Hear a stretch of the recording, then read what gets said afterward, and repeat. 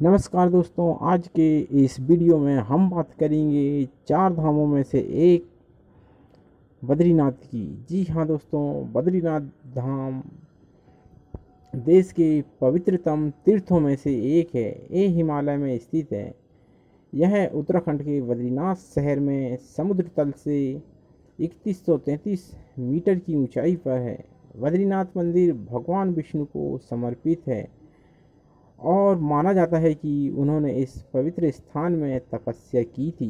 पौराणिक मान्यता के अनुसार जब देवी लक्ष्मी ने भगवान विष्णु को खुले में तपस्या करते देखा तो उन्होंने विपरीत मौसम से बचाने के लिए बद्री वृक्ष का रूप धर लिया था।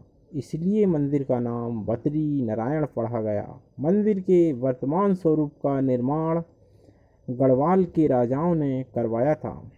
भारत के उत्तर में हिमालय की बर्फ से ढकी पर्वत श्रृंखलाओं की गोद में बसा पवित्र धाम बद्रीनाथ समस्त हिंदू जाति के लिए परम पवित्र व पूजनीय तीर्थ स्थल है।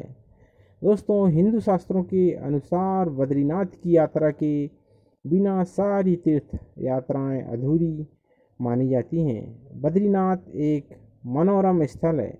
बद्रीनाथ मंदिर को लेकर जो मान्यताएं हैं, हम उसी से अपने वीडियो की शुरुआत करते हैं। बद्रीनाथ धाम से संबंधित इस मसले को हमने उन सभी पहलुओं को शामिल करने का प्रयास किया है जो भक्तों की जिज्ञासाओं को शांत करने वाला है। दोस्तों, उनके धर्म के प्रति ज्ञान को बढ़ाकर उनकी आस्था को मूर्ति रूप देंगे। बद्रीनाथ मंदिर से संबंधित मान्यताओं के अनुसार जब गंगा नदी धरती पर अवतरित हो रही थी तो गंगा नदी 12 धाराओं में बट गई थी। इसीलिए इस जगह पर मौजूद धारा अलकनंदा के नाम से प्रसिद्ध हुई और इस जगह को भगवान विष्णु ने अपना निवास स्थान बनाया। यह स्थान बाद में बद्रीनाथ कहलाया। बद्रीनाथ मंदिर के बारे में एक मुख्य कहावत भी है, जो जाए बद्री वो न आए ओदरी। अर्थात जो व्यक्ति बद्रीनाथ के दर्शन कर लेता है उसे माता के गर्भ में नहीं जाना पड़ता। दोस्तों, हिमालय के गढ़वाल क्षेत्र में समुद्र तल से लगभग 3122 मीटर की ऊंचाई पर लक्ष्मणगंगा और अलकनंदा के संगम स्थल के समीप यह पुण्य भूमि स्थित है। इस स्थान पर कभी बेर या बद्री की बेशुमार झाड़ियाँ थी, इसलिए इसे बद्री वन भी कहा गया है। यहाँ गर्म ठंडे पानी के स्रोत भी हैं। शंकराचार्य के समय से इसे बद्रीनाथ कहा जाता है। व्यास मुनि का जन्म भी बद्रीवन में ही हुआ था। यही उनका आश्रम भी है, इसलिए वेदव्यास को बद्रायण भी कहा जाता है। इसी आधार पर मुख्य मंदिर का नाम भी बद्री नारायण पढ़ा गया। भारतीय संत और महात्माओं ने उत्तराखंड की इस धरती को देवताओं और प्राकृतिक का मिलन स्थान माना है। कहा जाता है कि यदि युग में नर और नारायण ने, त्रेता युग में भगवान राम ने, द्वापर युग में वेदव्यास ने तथा कलयुग में शंकराचार्य ने बद्रीनाथ में धर्म और सांस्कृतिक सूत्र पिरोए थे।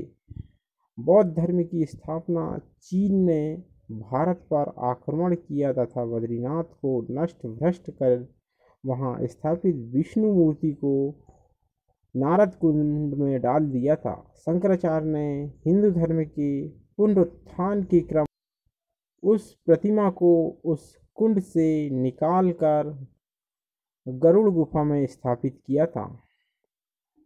चंद्रवंशी गढ़वाल नरेश ने यहाँ मंदिर निर्माण कराया था। उस मंदिर पर इंदौर की महारानी अहिल्याबाई ने सोने का शिखर चढ़ाया। तभी से यह तीर्थ भावनात्मक का आधार बना। दक्षिण के केरल के नावुंद्री पाद रावल ब्राह्मण ही इस प्रतिमा को छू सकते हैं तथा जगन्नाथपुरी उड़ीसा के तांबे के कड़े बद्रीनाथ में चढ़ाए बिना भारत की तीर्थ यात्रा पूरी नहीं होती। दोस्तों, बद्रीनाथ तीर्थ स्थल का महत्व हम आपको बताते हैं। कहते हैं दोस्तों, बद्री का आश्रम में वास करने वाले विष्णु रूप हो जाते हैं। ऐसी मान्यता है कि लक्ष्मी जी यहाँ भोजन पकाती हैं, नारायण जी परोसते हैं। अतः सभी जाति, धर्म और संप्रदाय के लोग एक प्रांत में बैठकर प्रसाद ग्रहण करते हैं। यात्रा और धार्मिक दृष्टि से बद्रीनाथ का विशेष महत्व इसलिए भी है कि यह भारत का सबसे प्राचीन क्षेत्र है। इसकी स्थापना सतयुग में हुई थी। यहाँ प्राकृतिक सौंदर्य की दिव्यता के साथ साथ आध्यात्मिक शांति भी मिलती है। यहाँ पूजा अर्चना व दर्शन करके मानव पुनर्जन्म के बंधनों से मुक्त हो जाता है।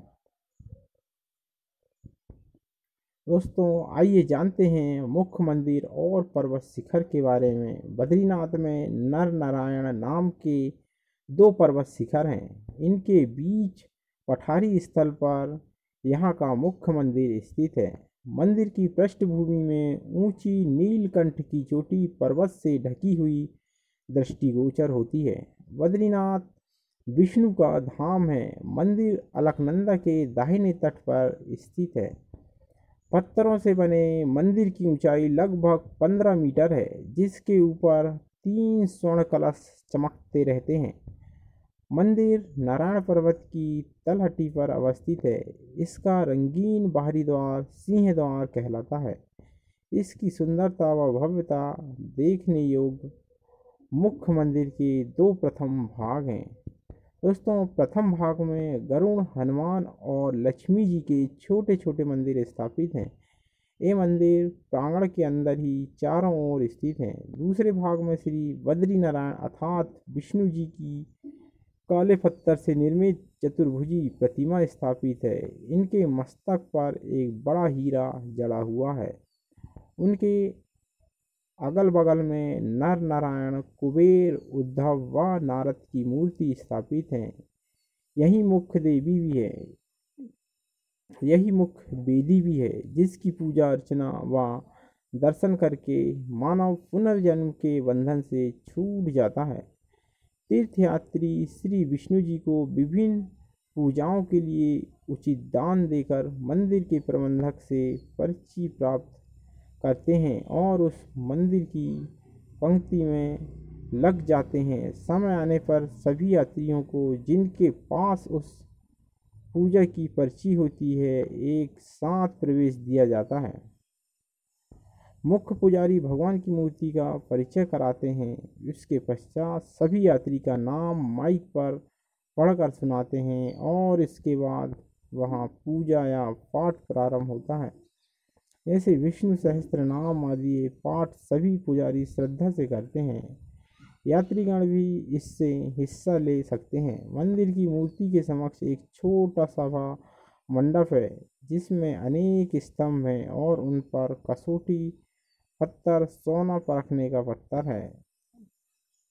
यहाँ पर यात्री बैठकर पूजा करते हैं और दर्शनार्थ किया करते हैं, प्रसाद आदि चढ़ाते हैं। मंदिर के पुजारी केरल के नवुंदरीपाद ब्राह्मण ही होते हैं। प्राचीन काल से उनके वंशज ही आज भी पूजा किया करते हैं। बद्रीनाथ मंदिर नारायण पर्वत की तलहटी में स्थित है और यहाँ पर्वत से प्राय भारी हिमशिलाएं खिसकती रहती हैं, परंतु आज तक मंदिर को हानि नहीं हुई है। श्री बद्रीनाथ जी में 5 पौधे हैं जो मंदिर के पास ही स्थित हैं। अब बात करते हैं दोस्तों यहाँ के कुंडों के बारे में। तप्त कुंड कहते हैं कि मुख्य मंदिर से नीचे उतरकर अलकनंदा नदी के किनारे एक छोटा कुंड स्थित है, जो गर्म जल से भरा हुआ है। जल अत्यधिक गर्म है और यात्री कुछ मिनट ही इसमें स्नान कर पाते हैं। इस जल में नमक भी है। अतः प्राचीन काल में जब यात्री पैदल यात्रा करके यहाँ पहुँचते हैं तो इस कुंड में स्नान करने से पूरी थकान मिट जाती है। इसी के पास महिलाओं हेतु अलग तप्त कुंड बना दिया गया है। यह चारों ओर से बंद है, इससे महिलाएं इसका पूर्ण लाभ ले सकें। कुछ छोटे छोटे कुंड बना दिए गए हैं जिससे ठंडा मिश्रित कम गर्म जल और स्नान सरलता से हो जाता है। तप्त कुंड भी भीड़ भी कम हो जाती है। मंदिर प्रशासन ने कुंड से लाकर अनेक बड़े बड़े नल का एक कतार में लगा दिया है जिससे यात्री सुगमता से स्नान कर तप्त कुंड का लाभ प्राप्त कर सकें। इसके बाद दोस्तों प्रहलाद धारा, यह भी तप्त कुंड के समान गर्म जल की एक धारा है। इसकी धारा एक कुंड में एकत्र कर ली जाती है पर इसका जल कम वाष्प होता है। कुर्म धारा, इसकी जल अत्यधिक ठंडा होता है। कुंडों के पास से ही बहती हुई अलकनंदा में मिल जाती है। ऋषि गंगा, मंदिर के नीचे बहने वाली धारा को ऋषि गंगा का नाम दिया गया है। और 5वें नंबर पे आती है नारद कुंड। मंदिर के नीचे अलकनंदा से कुछ ऊपर एक कुंड है जहाँ श्री बद्री विशाल की मूर्ति निकाली गई थी। ऐसी मान्यता है कि अनेक प्राचीन मूर्तियां आज भी इसमें मौजूद हैं। दोस्तों इसके बाद श्री बद्रीनाथ धाम के पास के तीर्थ स्थल के बारे में बात करते हैं। बद्रीनाथ धाम के आसपास अनेक दार्शनिक स्थल हैं, सब तक पहुंचना संभव भी नहीं, कहीं पर जाने की अनुमति भी नहीं है। कुछ स्थल निम्न प्रकार हैं, जैसे ब्रह्मकपाल तप्त कुंड से पहले सड़क पर आए और वहां से कुछ दूर चलकर अलकनंदा के किनारे उतरने पर एक शिला स्थित है जो ब्रह्मकपाल तीर्थ है। यात्री यहाँ पिंडदान करते हैं। इस तीर्थ के नीचे ही ब्रह्मकुंड है जहाँ ब्रह्मा जी ने तप किया था।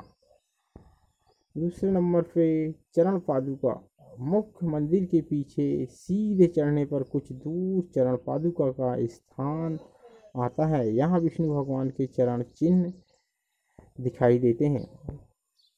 इसके बाद दोस्तों उर्वशी मंदिर, चरण पादुका से ऊपर उर्वशी कुंड है जहाँ से नल द्वारा जल बद्रीनाथ की दिया जाता है।